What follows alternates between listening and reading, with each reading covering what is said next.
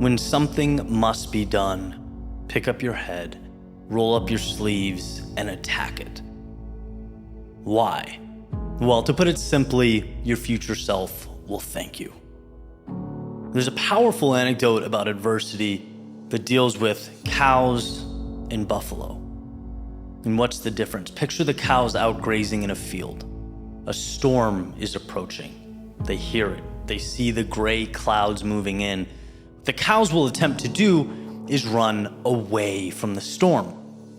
Now, obviously, cows cannot outrun a storm. It inevitably catches up to them, and because they're trying to run away and everything's moving in the same direction, the cows end up being in the storm longer than they would have if they simply stayed put. The buffalo, on the other hand, approach it differently. They hear the storm, they see those clouds coming, and what they will do is run directly into it. They'll attack it, and sure, they get the chaos and the wind, and they find themselves in the storm's center with the turbulence. But also, because of this initiative, it's gone sooner. It passes them sooner, leaving a very relevant and important message for life. You never win running away from what must be done. You can't escape the turbulence. It has to be approached and attacked. In a way, it's the perfect metaphor for taking on life's problems. Not waiting them out, or even worse, running away, but going at it with everything you have. Because only then is the issue resolved. Things, as much as I wish it weren't true, generally just don't go away. And if you want to empower yourself, if you want to capture meaning in an often perceived to be meaningless world, own the situation. When others would run away, let's run in. When others rely on hope, let's be the ones who seek out solutions. I remember years ago now, Jocko Willink answering a question on procrastination, and he said something along the lines of, when you train your brain to attack the outstanding items in your life, you win. When you know you have to, but don't want to, that's when you must. Not even because it's more virtuous, but because it's practical. Because it turns the reason most people falter into the reason you will win. That storm, those clouds, that chaos, believe it or not, is all working for you. It's an opportunity to rise up and collect your win. Find your strength, empower yourself. It's moving directly against the crowd. It's swimming upstream, making a statement. If confidence is earned, then my friends, it is earned when the skies are dark. It's earned when the sun is gone. It's earned when every impulse says run, hide, save it for later.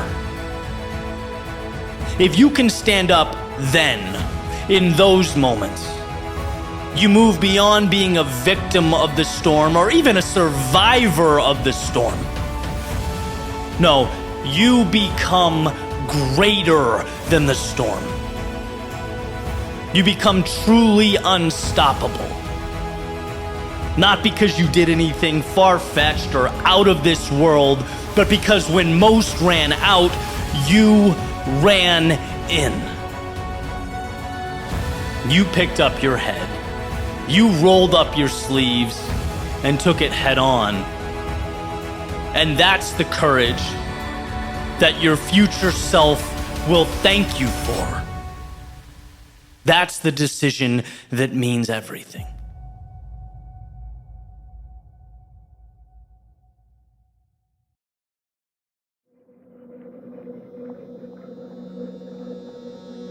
There's a quote attributed to Seneca that states no man is more unhappy than he who never faces adversity, for he is not permitted to prove himself.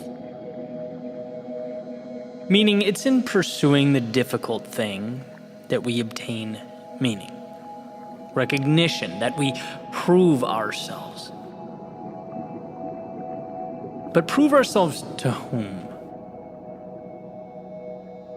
This is the same Seneca who famously stated that we suffer more in imagination than we do in reality.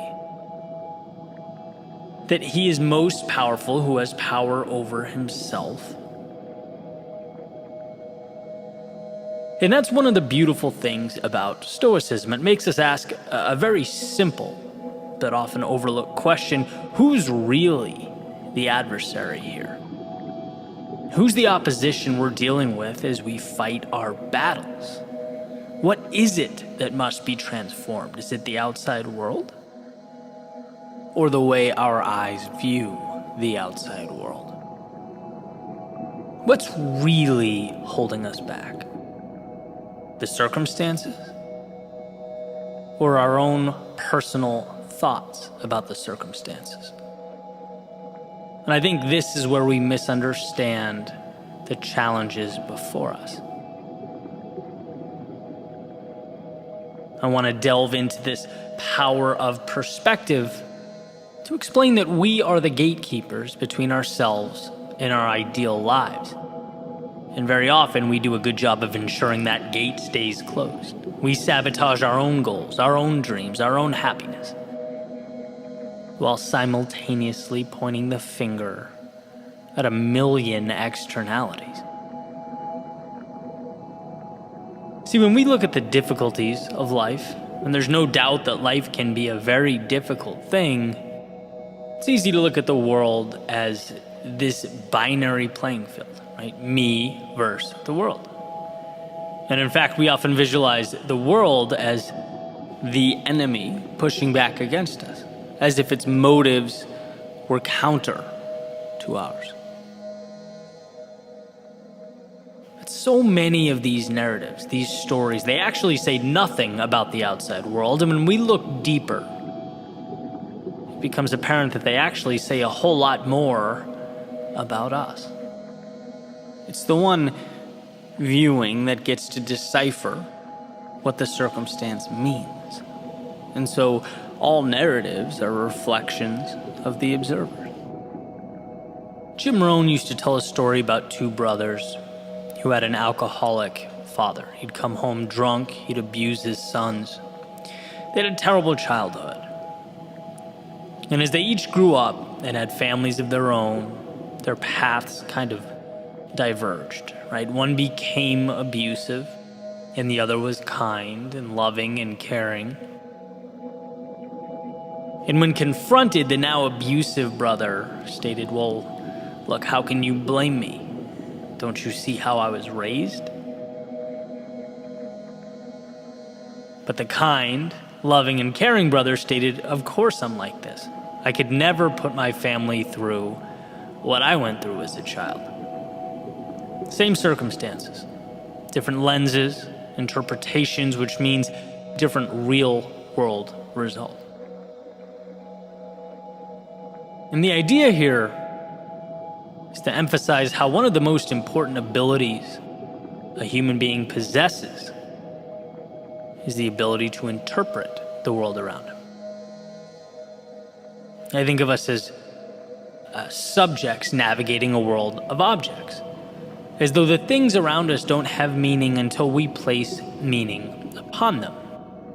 That's what humans do. Create narratives out of objects. And that often overlooked, seemingly insignificant ability places a lot of power in our hands. Very rarely is it what we see, it's what we think and what we do about what we see. You ever hang out with people that just tend to be happy, upbeat, positive energy? I have a very good friend like that, where his first inclination is always to find the positive. In moments where I've sort of trained myself to pause, take a second, sift through the emotion, uncover the value in a tough situation, refocus, and take a strategic step forward, I look over at him and he's already arrived there, right? He's been there for 3 minutes, right? Eliminated the negativity. It's his first instinct. He's the metaphorical kid hopping around in puddles, whistling at the top of his lungs, while everyone else is hiding out from the rain, or at least trying to find the courage to run out onto the street with him. Then there are people who seem to always find the negative. It doesn't really matter what the situation is. Happiness is fleeting, only to reveal the negativity that never seems to go away, right? The kind of person that if they won the lottery, their first thought might be, oh no, but what if I lose it all? Both examples are people projecting themselves onto the world around them. The same way that smoke covers and consumes an entire room. It's not the room that's the culprit.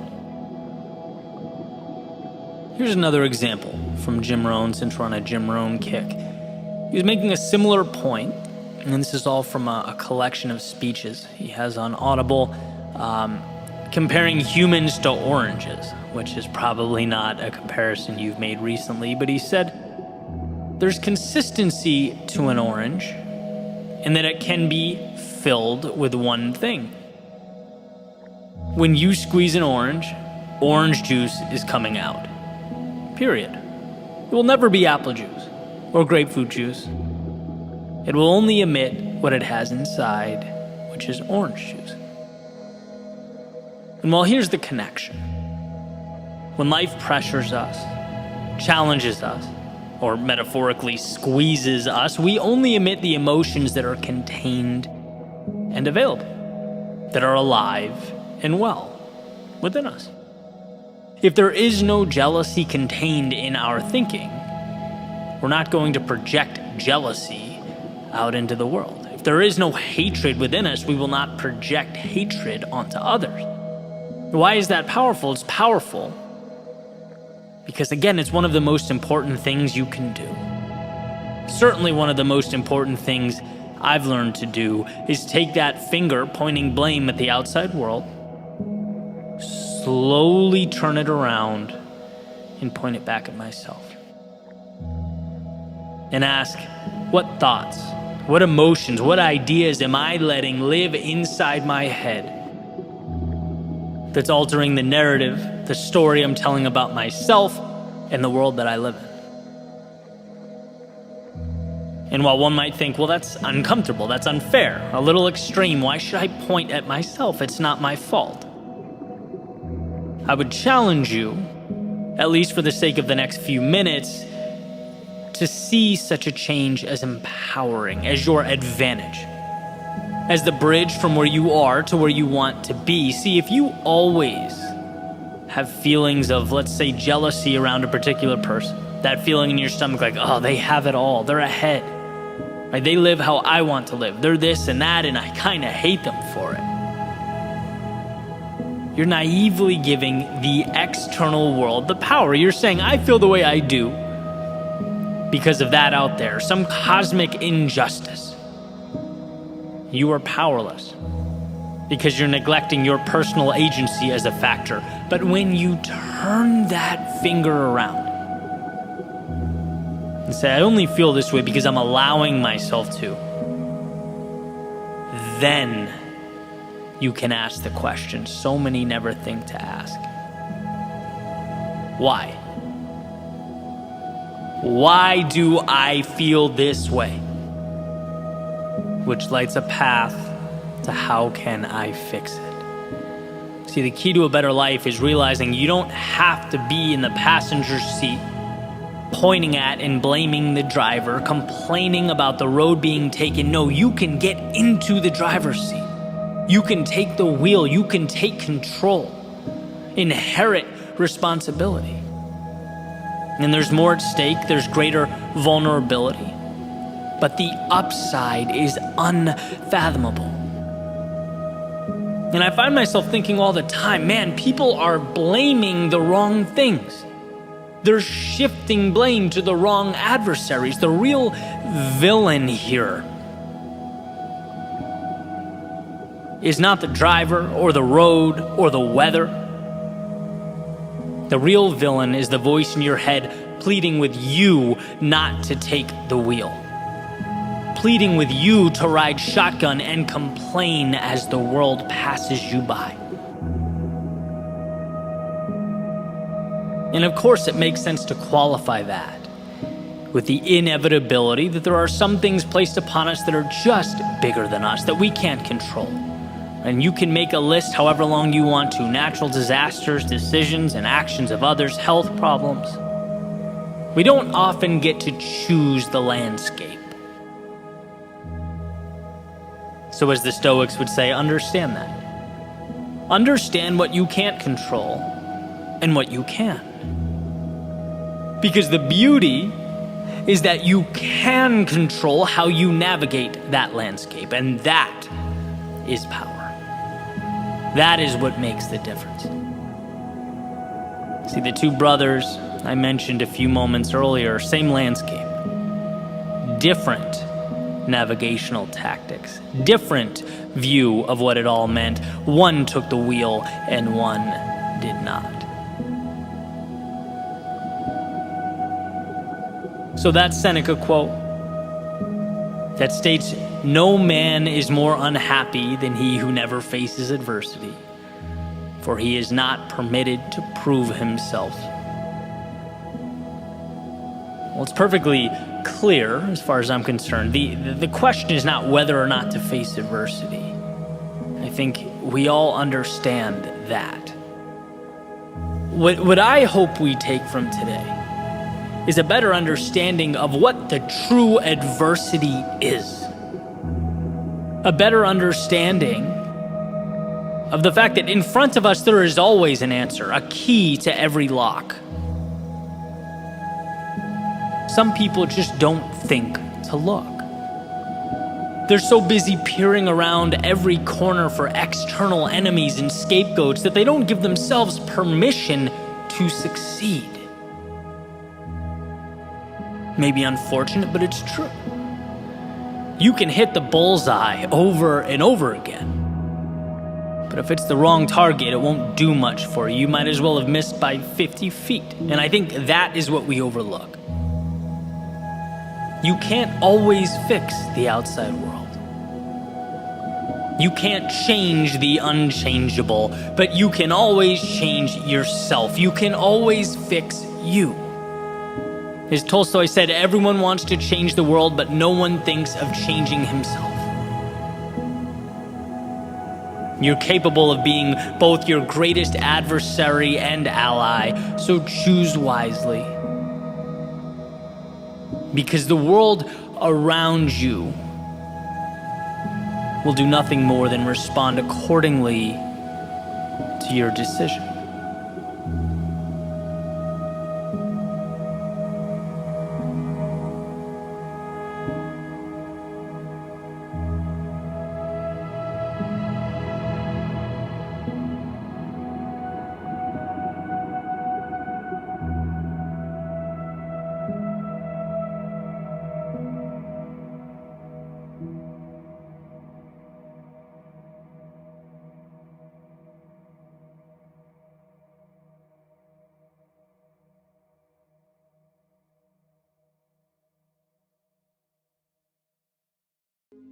One of my favorite thinkers, Jim Rohn, he says, life doesn't give us what we need. Life gives us what we deserve. You don't reap the harvest because you need it. You reap the harvest because you deserve it. Because you planted in the spring and took care of it in the summer. And oh, what a shift.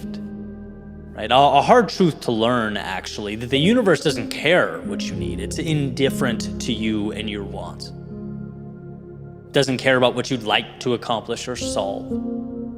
It rewards the question, how can I be more deserving of my ideal life?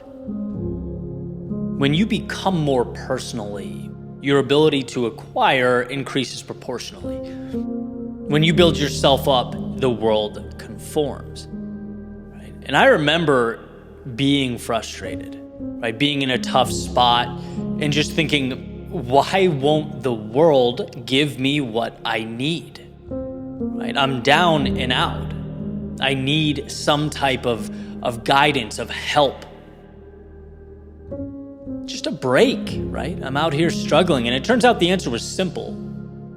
I had to go manufacture some sort of momentum, increase the value that I added to others, improve my skills.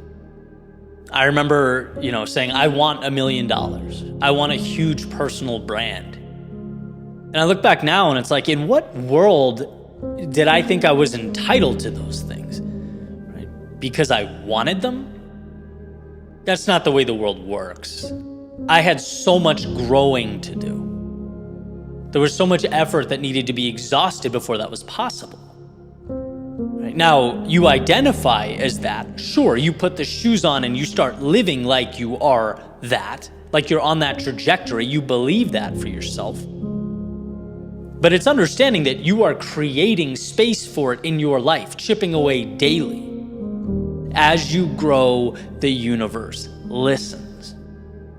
And it's not that the world is a bad place or a dark place. The world is a beautiful place. But to get, one must give.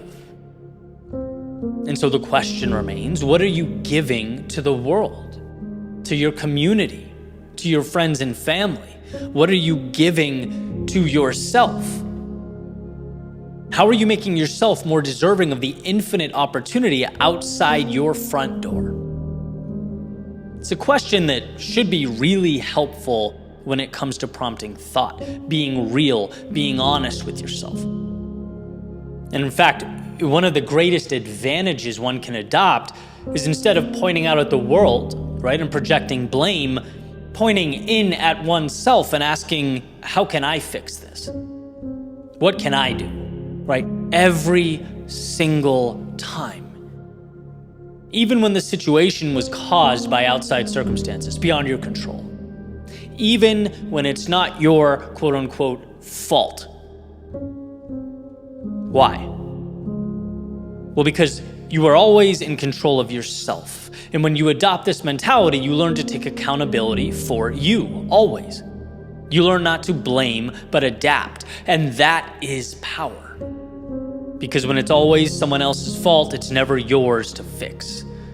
Right? Someone who refuses to even entertain the victim narrative and instead seeks to find the value in a given situation unlocks the roadmap to becoming deserving of the world they want.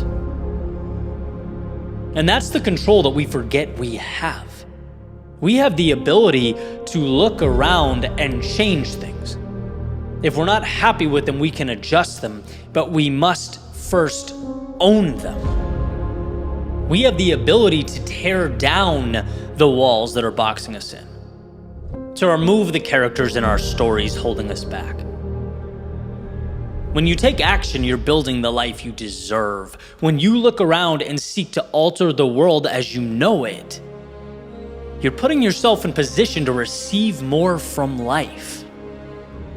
It's a simple lesson, but one of the most powerful lessons out there.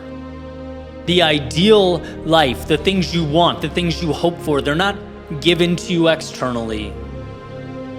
They are created within and projected out to the world. They start with self-belief and manifest into daily action. Day by day, taking what matters and building it, creating a reality. The world doesn't respond to hopes and dreams, it responds to action. Because to be deserving is not to want.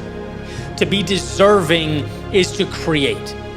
It's to take life in your hands and carve out your own journey. Minute by minute, day by day.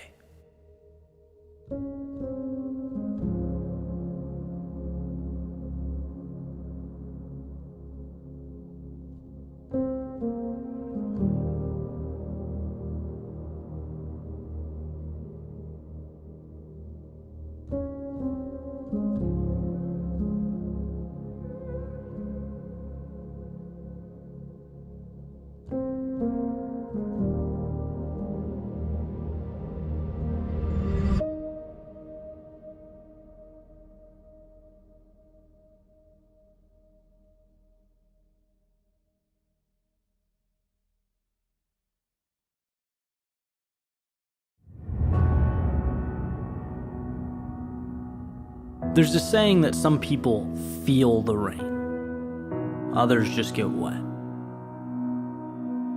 I've always found this interesting, this idea how the same subject, same situation, or occurrence can be interpreted so differently, right? It can plant the seeds for such different outcomes. Like Kishimi and Koga mention in their book, The Courage to be Disliked, well water is 60 degrees, and it's always 60 degrees. In the summer and the winter, but depending on what time of year, right, the makeup of the outside world, that 60 degrees feels different. The water didn't change, its circumstances did, and our thoughts are no different. It's not the world that writes the story, we do. And every second, moment, day is merely an interpretation.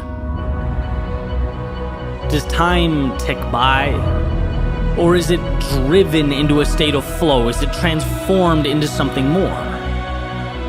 Was losing an indicator that, hey, maybe you're not good enough? Or is it your motivation to be better than you've ever been? Is your day an allegiance to the present or an invitation to chase down tomorrow? See, the world doesn't get to tell the tale. The world is paper, it's ink, it's ideas. The world is everything you need to decide how your story's going to go. How does he see the world? How does she define reality? That's the question. Because you don't need to change the world, you need to change the way you see it. And you don't need to change who you are. You need to change the imaginary shackles you've placed around your ankles that are limiting the heights you could reach. In fact, the world, as far as I'm concerned, is an accumulation of thoughts. Ideas. It's 8 billion individualized movie screens attempting to interact, to coexist together. And when you look at it like that, it's not that your mindset plays a role or it's kind of important. No, it's that it narrates the play. It's the glue that ties everything together. What you see is what you get. And this isn't a one and done thing, it's an everyday thing. Because there's always going to be occurrences in our lives that challenge us, that threaten our understanding of who we are and what we're capable of. There will always be the temptation to make the opportunity into the problem and the hero into the villain. But why forfeit that control? I remember hearing that if you find time to be grateful, both in the morning and at night, it changes your life. Not because the world transforms, but because it reinforces the perspective you need. We are lucky to be here. We're lucky to have challenges that push us forward. Lucky to have ups and downs that bring us closer to the people in our lives. We're lucky that chaos and discomfort open a door for transformation on the other side. And look, I get life isn't perfect. And not everything can be great all the time. But I do believe that if we can bring ourselves to stop, to breathe, to even focus briefly, we can find value in any situation. What's in front of you, it exists, right? It's the well water. You can't go back in time or remake the obstacle at your feet, but you can always decide how to make that work for you. And that's a superpower. And I use that. I use it when my short-term ideas or videos or projects underperform. I use it when people let me down. I use it when in the moment I'm either under or overwhelmed. The question, where is the win? In this spot, this situation where most would hang their heads and let the outside world rewrite the story, how can I find a way to hold mine high and maintain my own accountability? Extreme differences in life outcomes are so often prompted by such subtle realizations, subtle decisions. Their reason to stop could be your reason to not only carry on, but thrive. And the best news is you don't need approval or authorization. You don't need the stars to align or doors to open up.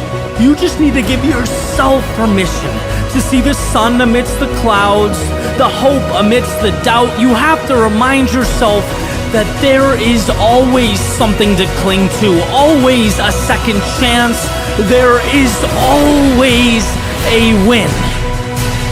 All you have to do is choose to see it.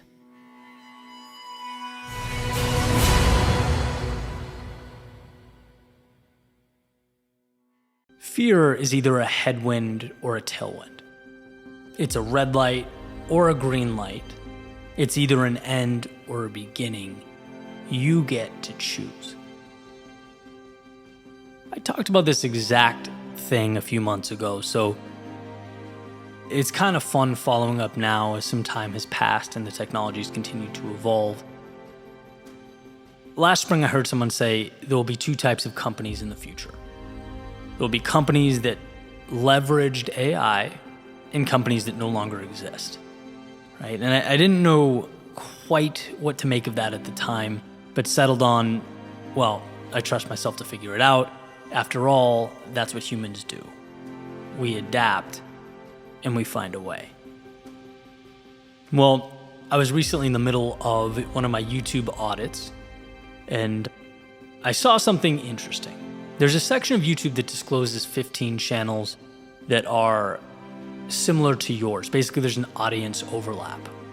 So for example, one of the 15 right now for me is Andrew Huberman. So apparently a number of people who watch or listen to his channel also make their way over to my YouTube channel, which I thought was interesting. So I wanted to dig a little deeper. And as I was poking around at some of those other channels, here's what I found. About a third, from what I can tell, of the channels on that list were faceless YouTube channels with AI voice automation, AI scripting, and what I could only assume is AI video editing as well, which means that the future state is here. It's not knocking. It's not around the corner. It has arrived. Okay, noted. That means two things. I can either, one, water the seed of concern, whispering, hey dude, you're now fighting for real estate on this platform with robots. And two, ask, okay, well, how can I add value in a way that AI automation can't? Right? Because there are certainly plenty of ways. And in writing this, it was kind of like, it almost seems a bit tired, right? How many ways can you say, find a way to win? But in reality, this is a perfect example of the crossroads we're always at, perpetually, right? In every difficult situation, we're tasked with growing or dying. And I truly appreciate that this is forcing me to evolve, or at least quicker than I would have, right? It's putting me in position to inject more into my craft. That's not optional, that's a requirement. And it's what technology has always done and will always do. I was joking around with a friend of mine who, said the same things. Like ChatGPT creates, great B- work. How do you ensure moving forward that yours is A+, right? That's the question now and will always be the question. And in thinking about this, I don't know how anyone could think they aren't powerful, when in almost every situation, the same tool that gives life can also kill you. The same things that make you stronger have the ability to destroy you. The outcome's entirely dependent not on the tool, but on its utilization by the actors. I call us artists because we all are. And the proof is in what you've made with what you have. I was playing around with ChatGPT this morning, seeing if I could write a speech in the quote-unquote Eddie Pinero style, and I was laughing because it gives these, kind of robotic, rigid essays, but every single one of them referred to life as a dance and the world as a blank canvas. Right? I'm like, wow, I didn't realize I said that much. I was, what's his name, Woody in Toy Story, and you pull the string, that would be like my 2 rotating messages. But I believe that, right? Like, is there anything better to describe the freedom contained in the time we have? We are painters. We are architects. We're not handed good or bad things. We're handed things. And from our handling, interpretation, and craftsmanship with regard to those things, they take on certain meanings. Everything is opportunity. It's just waiting for us to first grant it permission to become one. When I was growing my company in the early years, right? Every once in a while, I would feel so defeated, like just tired of feeling like everything I did wasn't enough. You know, that sort of hamster on a wheel feeling, and I'd have to figure out a way to pull myself up again and again, right? And it was always, hey, remember, this situation is not good or bad, it's just a situation. You have to take it and paint it onto your canvas. If you think it's bad, what you paint will reflect that. Everyone will seem better further along than you. The road will seem too challenging. Right? Personally, I'll take on a persona of not enough. But if I start thinking that the situation is valuable, is an opportunity, that's what will be etched into my reality. We are vehicles bringing meaning to meaningless things. And to know you have that ability can make all the difference. And so my thesis here stays the same. Technology will evolve, so will I, and so will you. But I think beyond that is an underlying truth. This isn't really about technology. It's about our willingness to adapt and make good things out of neutral, indifferent circumstances. There will always be a reason you can and a reason you can't. Or put in an artsy way, there are imaginary castles in the sky and imaginary shackles around your feet. You get to choose which to believe in.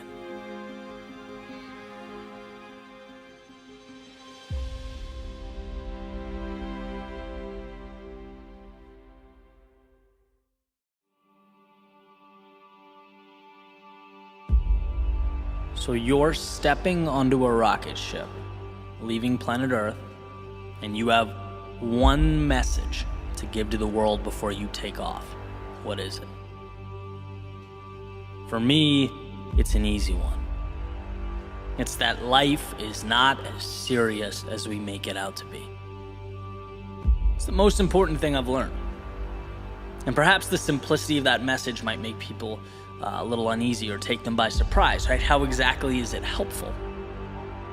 Well, I'll explain, right? Waking up every day is not an obligation or requirement. It's not another test or make or break audition to impress those around you. It's a gift. It's a challenge. It's something to be explored. If the odds of being alive, living, breathing are 1 in 400 trillion, you've won. You have, as you sit or stand right now, already done the miraculous. So why not cash in? Why not live, push boundaries? To live scared, to play safe or do nothing with your life is like winning the lottery and keeping that bag full of cash under your bed for the rest of your life because you're scared of what could happen to it. It defeats the purpose entirely. And I'm not exaggerating, this mentality has changed my life. If I lose, who cares? If people laugh, who cares? If I have to swallow my pride and be broke for a few years, who cares? If I'm the unsure one, the one who doesn't know what the immediate future looks like, fine, who cares? I'll take the upside. I'll take the fun, the hard work, and the adventure. I talk about this all the time. I'll never forget walking into this bar with my friends 6 years ago now. I just left my job, right? And I remember I'm talking to this girl at the bar, story time here, and she asks me what I do for a living, right? Because of course she does. And you know, I tell her I just left my job. I got this really cool idea for a YouTube channel. I think it's going to be incredible. And I'll never forget how fast that convo shut down, right? Blink and she'd walked away. And I thought, you know what? This is perfect. I'm going to remember this probably for the rest of my life. Why? Because it's a symbol.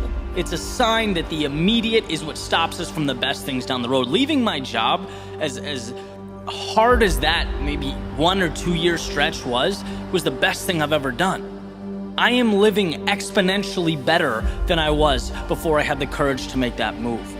See, if life is about not screwing up, then yes, I'm still in that cubicle getting yelled at for including too much color in my PowerPoint presentations, but that's not what life is. Life is opportunity, not hiding so that you don't lose. No, it's about making something where you are with what you have. And my friends, there is so much out there. There is a win on the other side of every door you walk through, even when it's hard to see. Right now is the perfect time to be talking about this. A little crazy coronavirus has people being quarantined, everyone freaking out. Guys, take a step back and find the opportunity. I just read the other day, Shakespeare wrote King Lear when he was being quarantined because of the plague. There is always a win. Use the time, find solutions. Maybe you've always wanted to start a business. Great, take a small step, create the business page on Facebook. Do something small, get the ball rolling. See, when life is a game, you're finding ways to win. Why do all these entrepreneurs talk about the hardship they've encountered before they found success? Because they knew that losses wouldn't define them. But in life, just like in a game, you win and you lose. But what happens is, through repetition, you get better and better, and the wins start accumulating, becoming more substantial and consistent. See, most decisions, and let's say worst case scenario, you take the leap and things implode. Let's just be dramatic for a second. Everything goes wrong. Loss, loss, loss, loss. The reality is 99% of your decisions, they're reversible. If you don't get the intended result, you can backpedal and adjust. You know what's irreversible though? Inaction. You know what you can't improve upon? Steps you've never taken. You can't be propelled by dreams that are hanging out in your head. Living scared is looking at yourself in the mirror and saying, I hope nothing goes wrong today. Living fully is looking in the mirror and saying, I'm going to make something significant today. I'm going to take risks. I'm going to find solutions. I'm going to propel myself forward. So that, as I make my way onto this rocket ship, would be my message. Stop playing to avoid losing and start playing to win. Life is not serious. It's not a standardized test. It's a blank page waiting for a story. And stories are written by the bold, the risk takers, the ones who stop wishing and go out and make things happen. Wrong actions can be corrected, improved upon, but life through a lens of scarcity is a sealed fate. So how about living like this is the only life you have? Like each day is a metaphorical currency that you can't take with you to your grave. It must be spent, it must be cherished and utilized fully. So here's to not only dreaming, but finding the courage to delve headfirst into a journey so great that no stone is left unturned, no day is without the magic of your creation. Because if life is serious, it is a serious opportunity to live fully, and nothing less.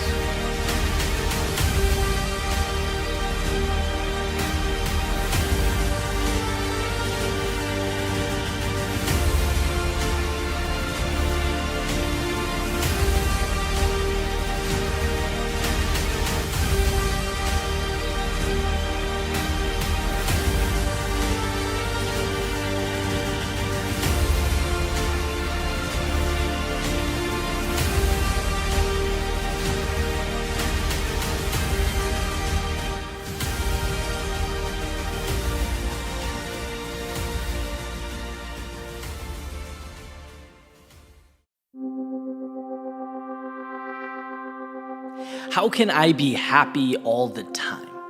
It's a question I get probably more than any other, right? And every time I read that question, I pause for a second and can't help but think that it's somewhat misguided. Happy all the time. How can I eliminate everything? And I guess the thinking is, it's folks that know the channel and watch my videos, right? So they hear the perspective and the positivity and the messages, and they want that to be a constant reality, and I get that. But the part that I think is overlooked is that those breakthroughs, right, those lessons learned, they come from stories that were carved out from hardship, right, from some of my most difficult times. It's not that happy isn't the goal, it is, but at the macro level, it requires micro adjustments, right, periods of difficulty. We're human, we have emotions, we have highs, but you bet we have lows, and there's good, but there's also bad. And I don't believe that happy all the time is the target. And the target's everything that comes your way, the good and the bad, making something out of it, a net positive, finding happiness in places where perhaps we didn't see it the first time, right? Thinking big picture, thinking macro, our overall contentment with life. See, that's the beautiful component that we're prone to overlook. And so I thought for some clarity, what I do is start from, day one, when I started this journey, this entrepreneurial, process. And I'd go through some of my messaging, some of the videos that I've released along the way, and talk about why, how I got to that point, how I got to that lesson learned, and why maybe happy all the time is misleading. The first video I ever released, it's called Ode to Excellence. And essentially it's a promise to myself to never quit, to never give up, to never back down, no matter how difficult things get. And I wrote that after my first true entrepreneurial project. I was on my own for the first time and loved music, right? Music's always been sort of the backbone of my creativity. And I thought, you know what I'm gonna do? I'm gonna put everything aside. I'd saved up some money. I'm gonna record an album, an acoustic album. And that's what I did. And I blocked off the world, and for 3 months I wrote songs and recorded them and edited them and mixed them and mastered them, put them all on CDs. I sent the CDs to radio stations, clubs, bars all around Boston. I thought it was gonna, be this life-changing thing, and it was, but not in the way that I thought. The CD got no traction, right? Family, friends bought it, were very supportive, but that's really where it ends. And it was the first time in my life, truly, I'd given everything for something and gotten no response.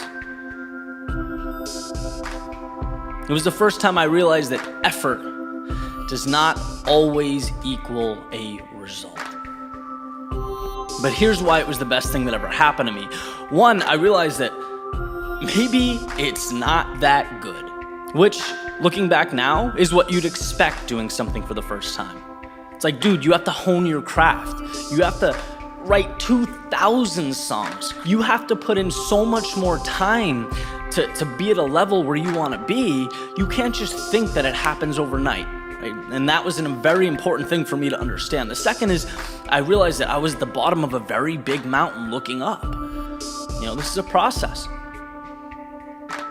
And it's going to take persistence. It's going to take patience. And it was stressful, right? Particularly because I didn't have that safety net that I once had. I wanted to retreat back to the simplicity of what I had, the sort of the reassurance of a job. I wasn't sure that the cost, the uncertainty of the moment was worth it. It was stressful. But that situation helped define me, right? It wasn't perpetual happiness that taught me this lesson. No, it was one of my toughest times. From that failure came my resilience, came my ode to excellence. I wrote a speech called Perspective. And this is, months down the road. I saw my first kind of glimmer of light, right? I've been, doing the music thing and also creating a brand on YouTube and sharing my thoughts, telling stories, and I finally saw a little bit of success. I wrote a speech called Running in the Rain, and it was getting traction. It was doing well. It was being shared, creating buzz. I was getting speaking inquiries, all these things, and I'm like, all right, well, here we go, right? Let's go. A little bit of momentum.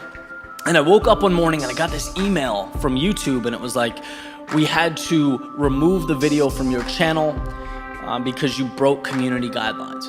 And apparently I put some keywords on the bottom of the description to help it get traffic, running, inspiration, things that would help it sort of move to the top of the pile when someone searched for it. And I remember being so angry about the situation. I felt so sorry for myself. was like momentum, attention. They're so hard to capture. I'm finally getting it. And now this, right? And my views are declining and everything's going backwards. And you just feel like I was delusional. I felt like the world was ending.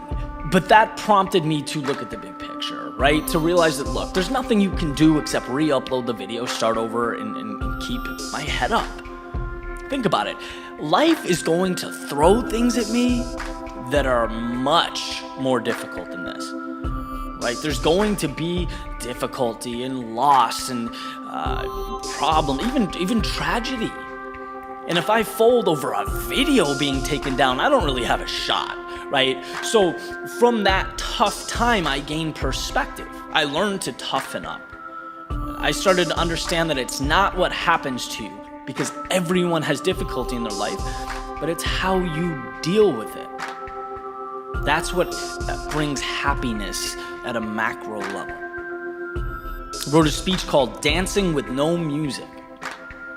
You know, I remember the situation exactly. I was sitting at my desk, kind of brainstorming a new project I was going to work on, and my phone buzzed. Pick it up, and I had a text message from a friend at the time, and he accidentally sent a text message to me, kind of poking fun at me and my work and what I was doing. It was meant to be about me to someone else, and he accidentally sent it to me directly. And I remember sitting there thinking, like, dude, are you kidding me? Like, these are the people that are supposed to have your back. They're supposed to be, picking you up, encouraging you when you're going through these difficult times. And so in that moment, I felt more alone than I had in a while. It wasn't a great feeling, but it prompted thought. Thought prompts perspective, and I began to realize, look, it's not his fault, right? People don't see, the world as it can be, right? They don't understand your vision. They see now, not your idea, not your potential. They see now. And if you want to bring that to fruition, you have to separate the negativity, separate the people that do that and think like that and say those things and live life like it's already there, like it's guaranteed. And so from that difficult moment, I learned that I need to dance with no music, believe in myself, see it before it's there. Act like I already hear the melody and I'm moving towards it. That's the only way to push through that cloud of chaos into the result that you want, that you so desperately want. I wrote a speech called The Last Train Home. And at this point, I'd been working hard to build Your World Within for, maybe a year at this point. And one of my greatest struggles was that I continued to feel the pressure to adhere to standards that I didn't personally believe in, right? I was restricted by benchmarks that they weren't integral to my journey. And so, before working for myself, it was trying to impress my boss and the idea of promotions and goal sheets. Then it became, comparing my style to those around me, to people that have found success in some capacity. And I even remember, running at 2 p.m. and feeling guilty because all those people doing quote unquote the right thing, they're working in an office. Like they don't have the luxury of running downtown. And that was my mindset. And so I fell into the temptation of viewing precedent or previous success stories as not just a tool, but as the singular way to reach the summit. And so I was continually zigging and zagging, here's the shortcut, or here's the method, here's the strategy, I need to incorporate this and this and this. And every time I diverted from what felt true to me, I stumbled. Every time I left my path for someone else's, I became lost in this cloud of confusion. And it took, that reoccurring experience for me to finally understand. It was from those times of disarray that I began to see the significance of patience. That it's okay. It's okay to take my own train. Even if it's the last one to leave the station. Don't panic. Don't do something you don't feel is true or right. Believe that your train is there, it's waiting, and you will catch it. That's a very difficult thing to do. It's not a happy experience, but it evolves into this freedom, right? This flexibility and ultimately this satisfaction with life that wouldn't be there if you didn't seek it out, if you weren't patient enough to find it. I wrote a speech called Remember Why You Started. Hands down, one of the toughest transitions of my life. I was in a situation that on the surface wasn't bad. In fact, you could say it's good. I was surrounded by beautiful people, beautiful relationships, in a good place that I liked. But I was coming to the realization more and more that the situation wasn't conducive to me creating what I felt like I wanted to create. I'd sort of lost track. I've lost that fire, that energy that I had when I first began.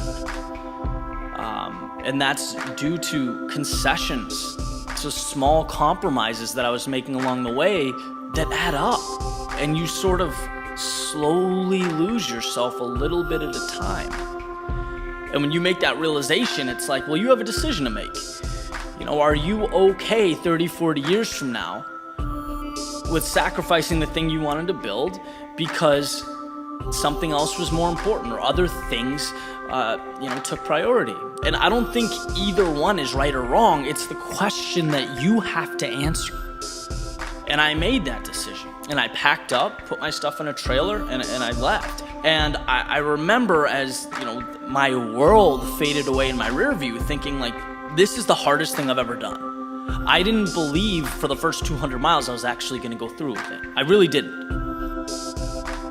And eventually, I arrived at a new place and I made it my home and dedicated myself fully again to what I believed in, to what I felt right, truly in my heart in doing. And I felt that energy, that fire sort of reemerge. And right? You wake up and it just feels good. You have this passion that's there, that you want every day, that you want to maintain, that you want to drive you. And I knew it was the right decision, but that wasn't born out of happiness. That wasn't born out of the easy thing.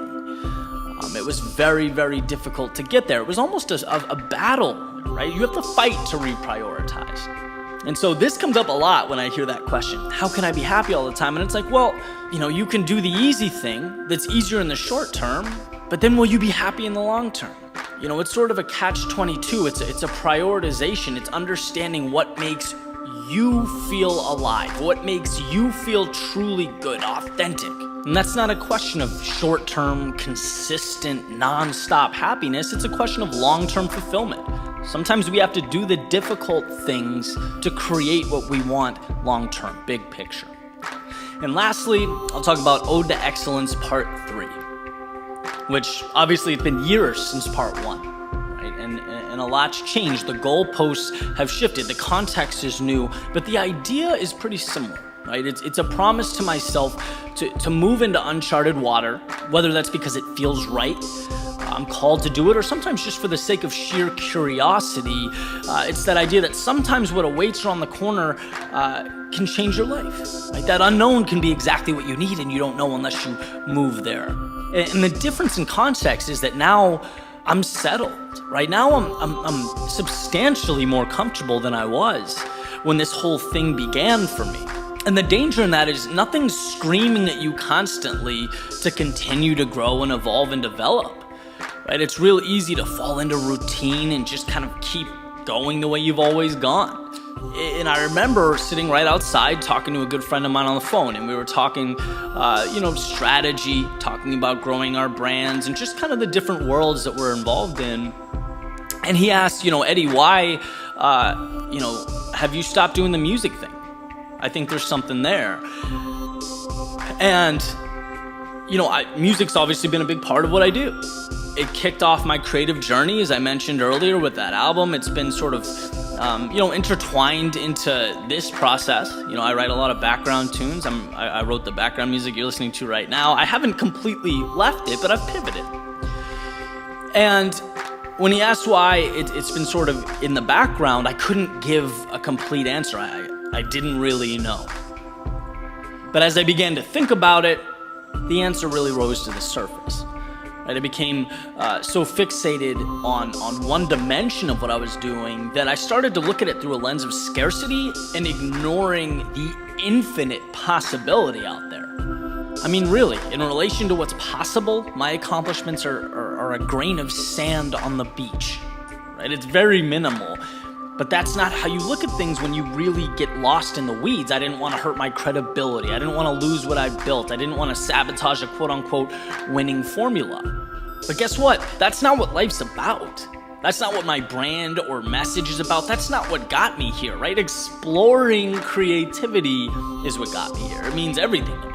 And that was such an eye-opening thing. It was such a beautiful reminder that, Ed, you're limiting yourself. You're not evolving fully. There's a treasure chest around the corner and you're too worried about losing your shiny penny. And it was from this predicament, right, being honest with myself, that courage and that determination grew. In fact, the struggle ended up exponentially increasing my overall happiness because it re-emphasized the creative flexibility necessary to do what I think's right. The third ode to excellence is a promise to keep that flame lit. And see, these are just a handful of little stories, right? They're little epiphanies. But I can say wholeheartedly that they shaped me. Not because every day of the journey I was constantly smiling, but it was the specific times that I wasn't that made me stronger. I'm happier now, my life is better now because of these situations.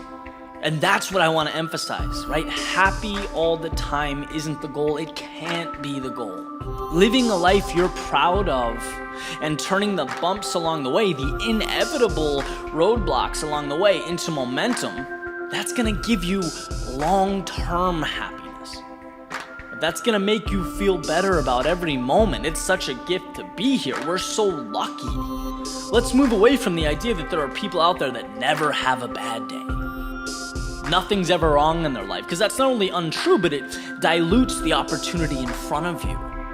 It makes you feel like you're losing when bad things happen, when in fact those are the tools to win, to live every day to the fullest, right? The reality is sometimes it is the Hallmark card thing, right? Hands out, sun on your face, smiling, humming your favorite song. Life is good. Sometimes it's picking up those little pieces when things feel like they're falling apart around you. But know that regardless, right, either one or anywhere in between, there is positive there. There is power at your feet. Just find it, hold it, and by all means, keep moving forward.